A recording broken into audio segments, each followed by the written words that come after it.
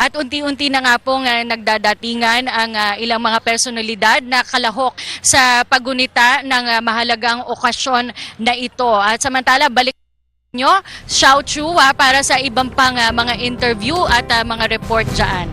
Maraming salamat muli, Cathy, at kasama ulit natin, gabay ng bayan sa opinyon at kolumnista, Conrado de Quiros.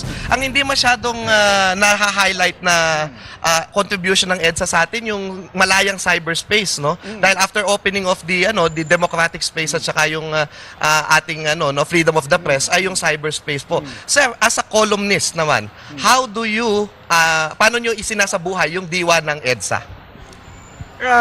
I wrote about something like along those lines today. Ang point ko, right now actually, tinatanong mga tao, patay na ba EDSA? Sabi ko, it may help if you think distinguish between yung EDSA and people power. EDSA, I think, yung massing in physical space para to oust a tyrant, maybe those days are over now. Yes. Pero yung people power, buhay na buhay pa. Sorry. Buhay na buhay pa ngayon. It manifests itself in a variety of ways.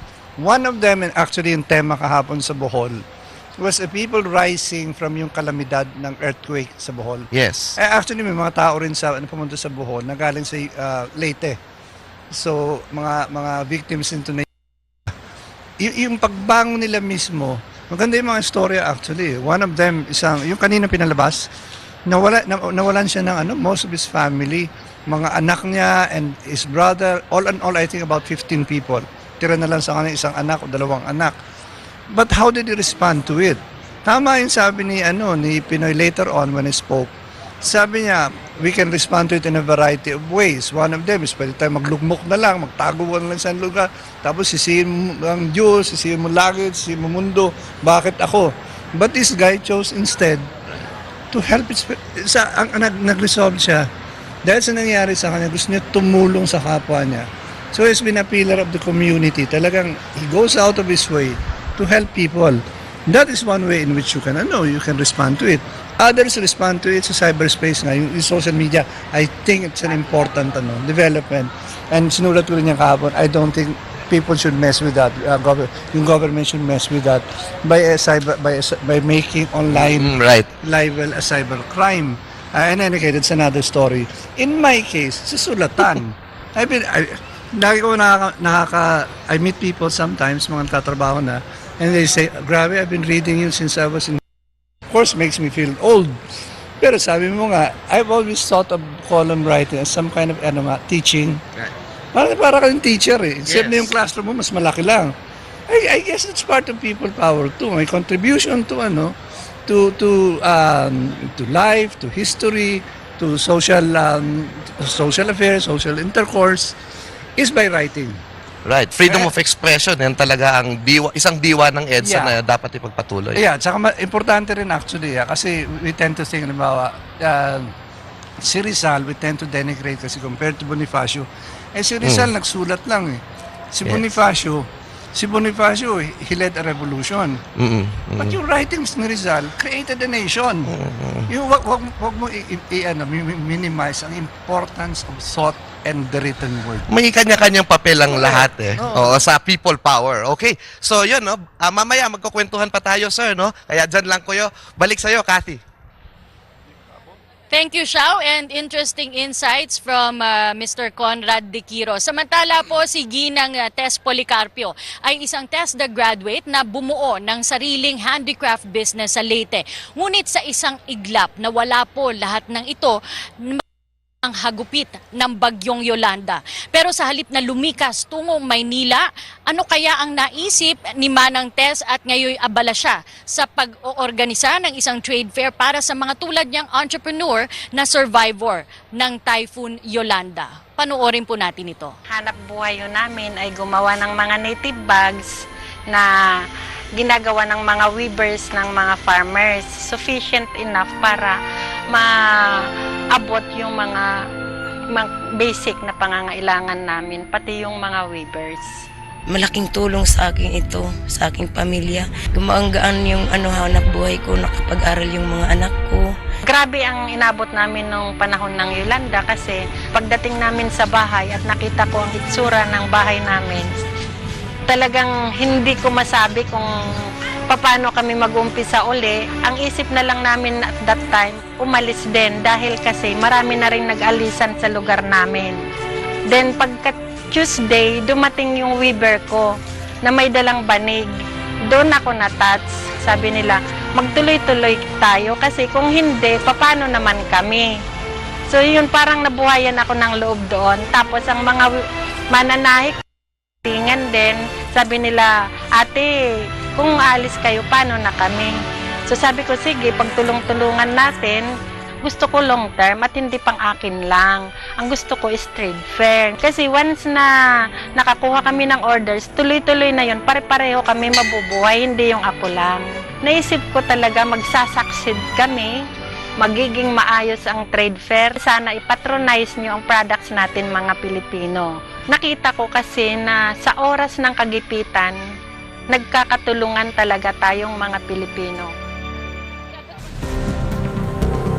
Yan nga po ang kwento ni Ginang Tess Policarpio na tumutulong sa kanyang kapwa survivors sa Leyte. Samantala sa puntong ito kasama po natin ang Mayor ng Cebu City, Mayor Michael Rama. Magandang umaga po sa inyo. Maayong buntag. Buntag, magandang umaga bayan, Kathy, sa lahat na who are viewing now on your program. Nakasentro po ang buong Pilipinas sa Cebu dahil po sa pagdiriwang ng EDSA People Power Anniversary sa inyong lugar. How do Cebuanos feel about this? We feel though long awaited because if you talk about struggle for democracy, we were now in the annals of history, di mawawala nag-uumpisa dito. Kaya nga itong lugar na ito, galing doon sa Puente Rotonda, during the interim Batasan Pambansa preparation, merong protest dito. And lead toward to many protests. And thus, EDSA came.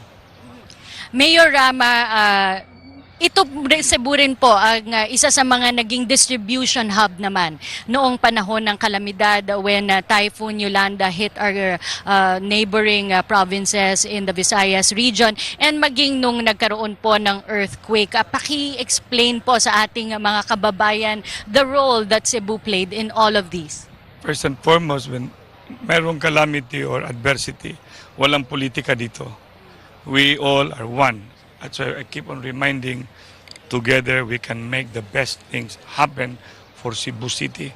So during that time, I have noticed, so I called right away some people in Malacanang. And when I brought to them the idea, Secretary Dilima knows about it, bring the hub for the distribution of the relief here in Cebu because we are the shipping capital, the airport. And towards Tacloban, couple of hours through Ormoc. So that's how we all were one. And in fact, Cebu City, few among the first one, responding to the Northern Cebu, to Ormoc, and to the municipalities, including Palo in Tacloban. Mayor Rama, hindi po possible na magawa ng pamahalaan lamang ang role nito. Kailangan po ng tulong din ng ating mga kababayan. How is the support of the people towards pagbangon po, pag-recovery? Yun ang sinasabi ko na kami lahat, kasi we are faithfuls of Senyor Santo Niño, San Pedro Calungsod, Mother of Perpetual Help, Birhen sa Guadalupe. All of us were directed towards forget about politics, bring the best of the Cebuanos, governor, mayor, the rest. We focus on rebuilding our neighbors. And that's how Cebu City, lucky enough, we were hit by an earthquake, we lost a hospital. We were hit by Yolanda, but there were only 9 things that happened out of the 47 we expected. And because of that, we have to give it who had been suffering so much. And we are so proud, Governor Davide and myself, and the rest of the municipalities, other cities, we were one in bringing what ought to be done in times of crisis. And we all say that a disaster brings out the best in us and it also teaches us a lesson at the same time. Ano po ang natutunan ng Cebu sa pagdating po sa pagresponde sa kalamidad? Always remember that prayers move mountain. before any calamity, get yourself to work hard to prepare for it. Expect the worst, hope for the best, and let God take care of the rest. And that is how we should all be looking at it and learning from it. The most important thing is humility. You can't be proud because you weren't hit, but you must be humble to help those who are in deep trouble. And I wish we should all be teaching our constituents all over the Philippines. Let's not talk too much of politics. Let's talk of rebuilding our country, character development. And that's what we are here in Cebu, emphasizing togetherness. Kaya sinasabi ko palagi, together, the best things happen. If we can do it in Cebu, in the whole country, the Philippines. Together, we can make things happen, not just in Cebu City, The whole country. but in the whole country. Maraming salamat po Walang sa ano inyo, pa. God bless Cebu po. City Mayor Michael Rama. At yan nga po ang ating naging panayam sa Mayor ng Cebu City. Ipinaliwanag po niya sa atin ang naging role ng Cebu sa pagiging hub po ng operations pagdating po sa mga kalamidad dito sa Visayas Region. Balik muna sa iyo, Xiao. Alam mo, Kathy, ang dami-dami nagtatanong, bakit nga ba sa Cebu natin ginagawa itong main celebrations ng EDSA? Tignan natin yung kahalagahan ng Cebu sa EDSA People Power Revolution, ang saligan po natin ng kasaysayan. Nandito po kasama natin ang pinakabatikang historiador ng Cebu, si Ginoong Resil Mojares. Professor, magandang umaga po. Ayun. Sir, so ano ba yung kahalagahan ng Cebu doon sa people power movement? Hindi lang yung EDSA revolution, kundi yung buong struggle against the dictatorship. I think it's a great idea to have the celebration here in Cebu because EDSA is not just about Metro Manila. Yes. It's kind of about the whole country, and so it's important to convey the message that what happened in EDSA expressed sentiments all over the country. And I think Cebu is a great example because you can say that EDSA was already foreshadowed by events taking place in Cebu years before 1986. So that in a sense what happened in EDSA was expressive as well of the sentiments of people here in Cebu. Yeah, yesterday we were talking about Cebu being the bastion of the opposition nung panahon na bago yung People Power Revolution, no? Can you tell us Yes. something about that? Cebu was really regarded as opposition country. First, because you will recall that the last presidential election before martial law was Yes. declared in 1969. Marcos was running for president against Osmeña, Sergio Osmeña. the Cebuano kingpin Sergio Osmeña Jr. And so this, in a sense, carried over into the years of that kind of Cebu was viewed as a center of the opposition. So that I think a great example here is the election for the interim Batasang Pambansa in 1978. Yes. In 1978, that was the election to constitute what would replace the Philippine Congress, which was abolished. Yes. And delegates to this interim Batasang Pambansa were to be elected on a regional basis. And so generally the dictatorship elements in the country decided to boycott the election because they were convinced that having an election under martial rule was going to be a farce. Yes. But a significant opposition was staged here in Cebu and in kind of central Visayas because an opposition group called Pusyon Bisaya Yes. mounted a complete ticket to contest the Batasan seats against the Kilusang Bagong Lipunan. Sir Resil, itutuloy natin yung kwentuhan natin. Ibabalik ko muna kay Kathy. Kathy.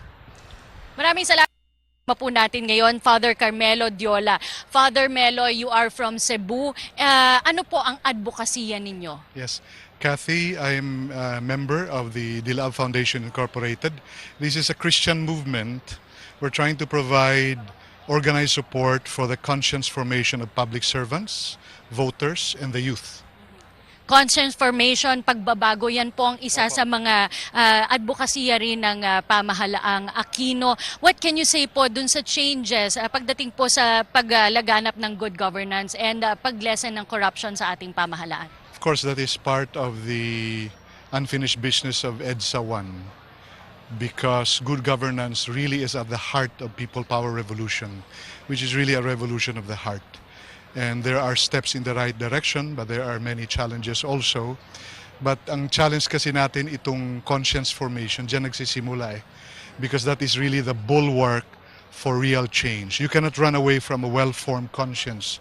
You go to Pluto, you go to the Philippine Deep, nandun pa rin yung conscience. Father Melo, meron po kayong mga accounts tungkol po sa movement in the States during 1986. While all these movements are happening in Cebu, in Davao, Baguio, in other parts of the country, meron din pong resistance sa ating mga kababayan na nasa Amerika paglaban po nila sa diktadoryang Marcos. Yes, I have an interesting story because when I went to the States in 1983, I was actually in favor of the dictatorship. And it was there that I realized, malaki pala yung pagkakamali na-form yung conscience ko through education, through talking with people. And so I remember my disappointment that I was not here sa February 22. And I really shed tears when I saw pictures sa CNN. And the joy of the people, Filipino, are you a Filipino? Yes. Lilibrihin ka, they would congratulate you in the streets. Wow, talagang yung joy of being Filipino at that time. Okay, Father, as a last question, parating na po ang ating panauhing pandangal, Pangulong Aquino. Ito na lang po, meron po kayong dalang memento from the People Power Revolution. Pakipaliwanag po sa atin, ano po ito? Seminarian po ako sa US at that time. Pinapunta ako dito 86 summer. And so when I joined the festivities, the meetings, gatherings, may nagbigay sa akin ng t-shirt na ito. So this is 28 years old. The Unarmed Forces of the Philippines. Patuloy ho tayo because the Power Revolution, the unfinished agenda belongs to the people. Okay, maraming salamat po sa inyo, Father Melo Diola. Balik muna sa iyo, Xiao. Sinong mag-aakala na sa gitna ng storm surge na lumunod sa bayan ng Palo, Leyte, no? Isang lumpo ang nakapagligtas ng buhay ng kanyang mga kabarangay, no? Tingnan natin sa pagpapatuloy ng ating special documentaries ukol sa mga disaster survivors. Ito ang kwento ni Wendell Corregidor. Diyan, nagsimula biglang lumilim. Lakas na ng tubig. Pati sa labas, di na ba makita kung saan na kami. Nandun kami sa barangay hall na sa loob. Yung tubig, tumataas na. Matatakot po kami na baka may madala sa agos. Ako, hindi naman ako marunong lumangoy. Nakahanap ako ng isang tali na yung electric wire. Ginawa ko ng guide sa kanila. Abutin niyo. Bigla akong lumabas at hawak ko yung tali.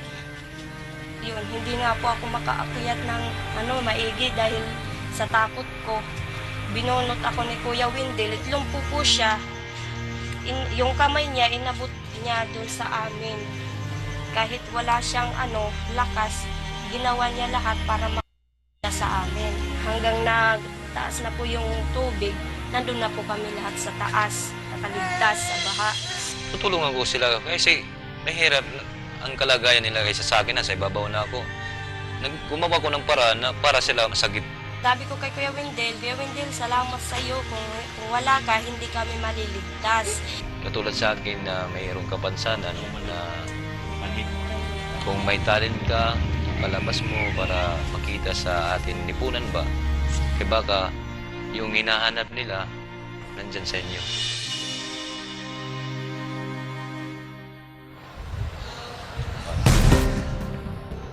Okay, so ngayon po ay nagpapatuloy po tayo dito sa ating pagtunghay ng mga selebrasyon na nangyayari dito sa Capitol Grounds ng Cebu para sa ika-28 taon anibersaryo ng People Power Revolution. Napakahalaga ng Cebu sa kasaysayan ng People Power sapagkat dito nga naabutan ang dating Pangulong Corazon Aquino, no? At dito dito siya nagmuni-muni sa Carmelite Convent sa Cebu at bumalik sa Maynila pagkatapos ng isang araw. Ngayon po ay nakikita natin na marami na hong tao na nandito sa Capitol Grounds at nakikidiwang ang Cebu sa ating selebrasyon ngayon. Nakita nyo kanina, no, malinis po yung kalsada sa bandang yan. Diyan po mangyayari yung ating salubong na i-re-enact ngayong araw na ito, no, dito sa harapan ng Kapitolyo ng Cebu. Gayon din, nakikita din natin, makasaysayan po itong building na nakikita natin ngayon. Ano? Itong gusaling ito ay panahon pa ng mga Amerikano nung naipatayo, ngunit ito ay muling ni-reconstruct nung after ng World War II. Nawasak po ito nung digmaan. At hanggang ngayon, nananatili itong isa sa mga magagandang landmark ng Cebu. At dito nga sa lugar na ito, dito natin makikita na, dito natin ipagdiriwang yung ating selebrasyon ngayong araw na ito, no? So makikita natin ngayon na mamaya po makikita nyo na itataas ang bandila na iyan na nasa harapan ng Kapitolyo at gayon din ay nariyan po ang kasapi ng Armed Forces of the Philippines sa kasama natin sa pagdiriwang na ito. Wala po silang sawa sa ating mga national mga celebrations, ay nariyan lagi sila. Natin ang People Power Commission, sila po ang isa sa mga tagapanguna ng ating selebrasyon ngayong araw na ito. Nakikita natin ang ilan sa mga opisyalis ng gobyerno na naghihintay dahil ilang minuto na lang, ilang sandali na lamang mapapanood na natin ang Pangulo ng Pilipinas na darating upang pangunahan ang napakahalagang selebrasyon na ito. Ngayong araw ng February 25, 2014, ang 28th anniversary ng People Power Revolution. Ang Cebu po ay nakikita natin na nakikisama sa selebrasyong ito noong February 22, 1986, no, mismong pagputok ng People Power. Actually, kitang-kita na natin na ang Cebu ay nauna nang nag-EDSA bago pa man magkumalas si Secretary Juan Ponce Enrile, Minister Juan Ponce Enrile at si Vice Chief of Staff Fidel V. Ramos. Makikita natin na dito sa Cebu nangyayari na yung tinatawag na boycott rally. At ayan, nakikita po natin si former Senator Boots Aquino. Siya po yung pinuno ng August 21 movement. Yung August 21 movement, siya po yung isa sa mga unang tumawag na ang people na pumunta sa EDSA upang suportahan ang mga rebeldeng sundalo. Balik tayo sa Cebu, dito ngayon nalaman ni Pangulong Aquino, Cory Aquino, Mrs. Aquino, na si Enrile at si Ramos ay kumalas na sa diktadura. At dahil sa walang kasiguraduhan na makikita dito sa mga pangyayaring ito, kinailangan magmuni-muni muna ni Pangulong Cory Aquino sa isang kumbento dito sa Cebu.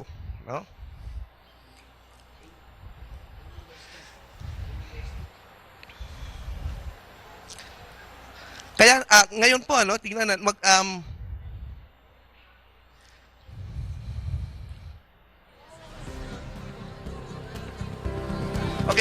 Okay, ngayon malaking epekto ang naidulot sa buhay ng mga mag-asawang sundalong Francis at Amy Damian ng kaguluhan sa Zamboanga.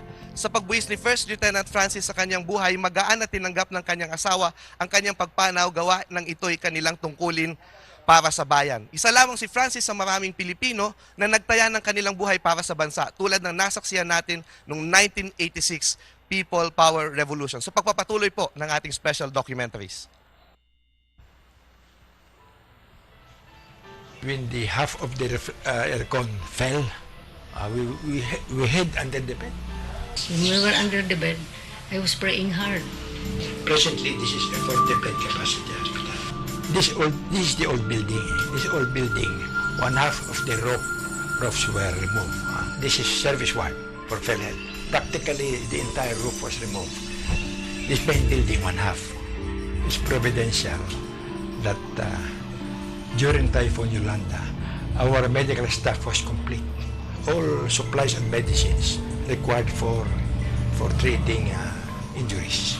So we had enough. We were suturing more than 100 patients a day, mostly traumatic injuries. Most of the patients, they were staying here down floor. Some brought their own beds. one tried to put pools on their bed and the roof of their own, because almost every minute there is a drop of water coming from up. I instructed my cook there in the kitchen, continue boiling water and continue cooking rice even if there is no ulam. Anyone who goes to the kitchen and says he's hungry, I think he can have rice. Our doctors, they really sacrifice. Talagang basta ganitong situations, importante is willingness to serve talaga. It is also our conscience who always nakatas. Ngayon po, kitang-kita po natin na nariyan po at nagpapatuloy tayo sa ating special coverage. Highlights ng pagbisita ni Pangulong Aquino kahapon sa Davao at sa Bohol, no? Dahil ito po ay continuing coverage lamang, kahapon pa ho nagsimula ang ating mga selebrasyon. Ang Pulong Bayan sa Katiil, Davao Oriental, nung kinahaponan naman nagtungo siya sa Bohol para personal na surihin ang mga bank houses para sa mga earthquake survivors sa Barangay Cogon Sur sa Loon. Samantala, sa Barangay Basak naman, tampok ang town hall meeting kung saan sinalaysay ng mga survivors ang kani-kanilang kwento ng pagbangon matapos ang nasabing lindol. Balik tayo sa aming mga kapitbisig tungo sa pagbangon video documentaries. Gumuho ang mga pangarap ng mga magkakapatid na baklean ng kasamang tinangay ng Bagyong Yolanda ang kanilang mga magulang. Pero salamat sa kultura ng pagdadamayan ng mga Pilipino, ang magkakapatid ngayon ay ng isang bahay ampunan at unti-unti nang nabalik ang pag-asa sa kanilang mga mata.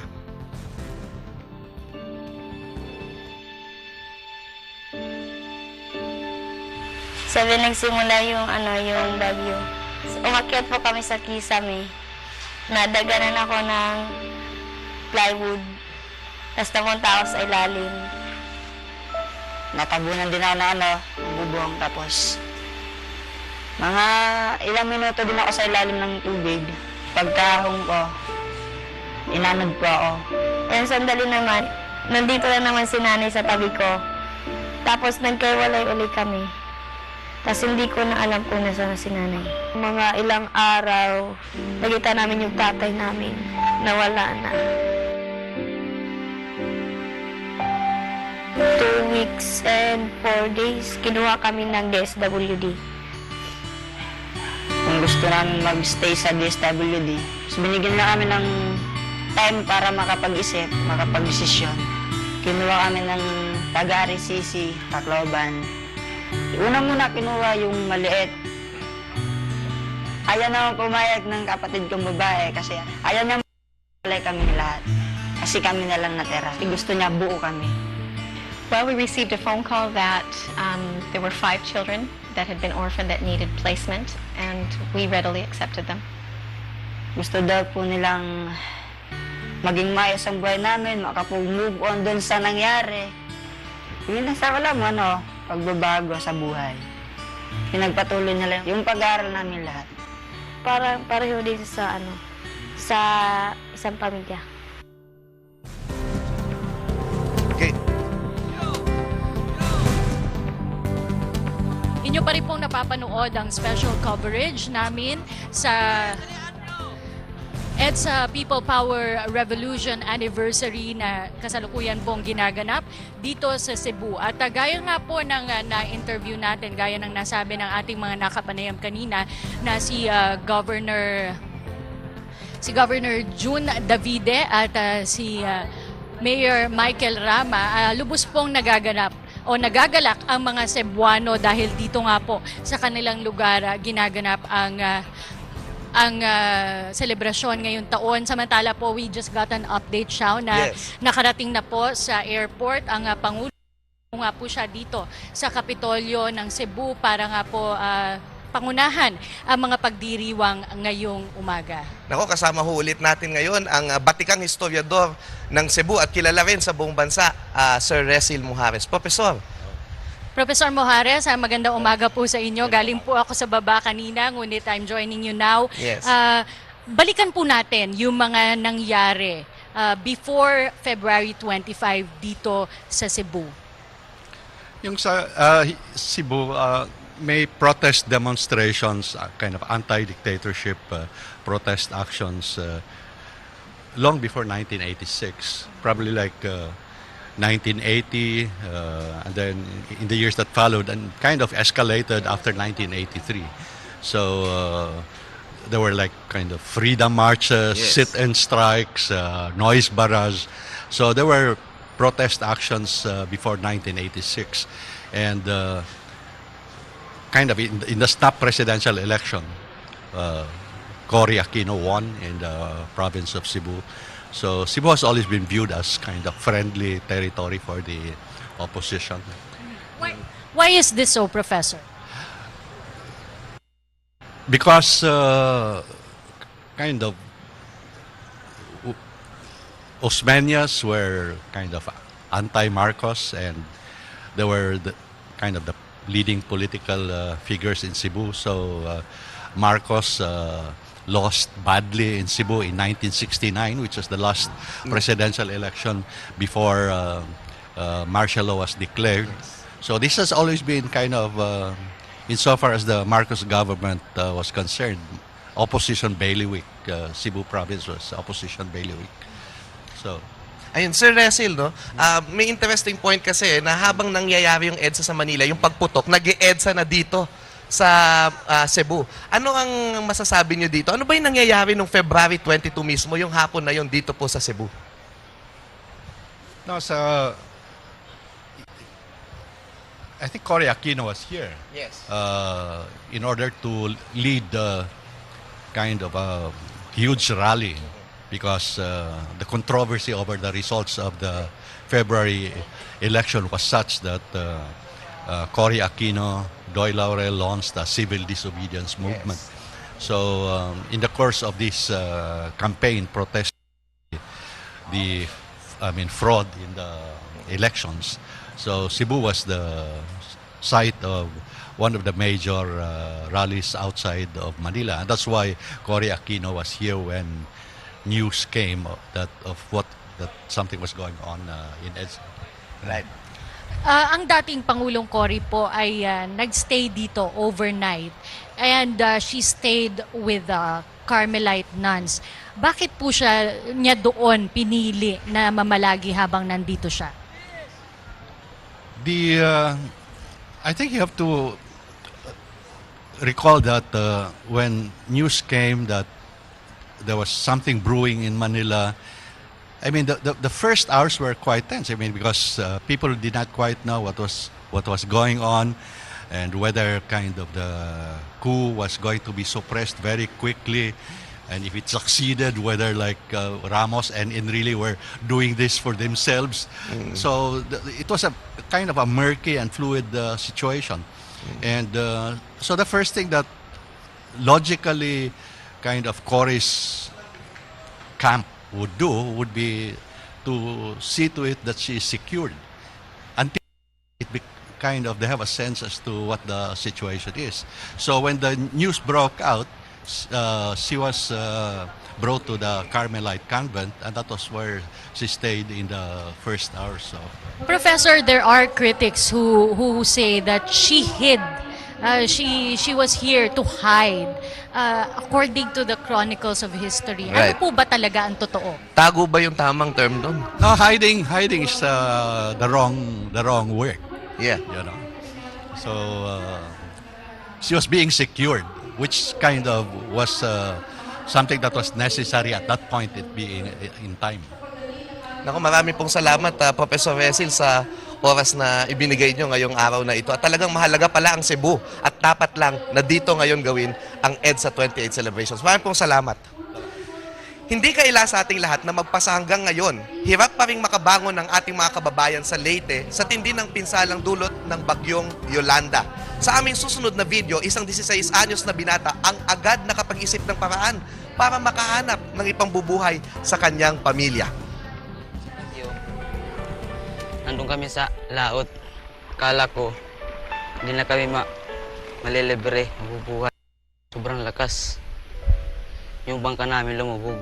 Lumungay kami. Papunta sa Sada.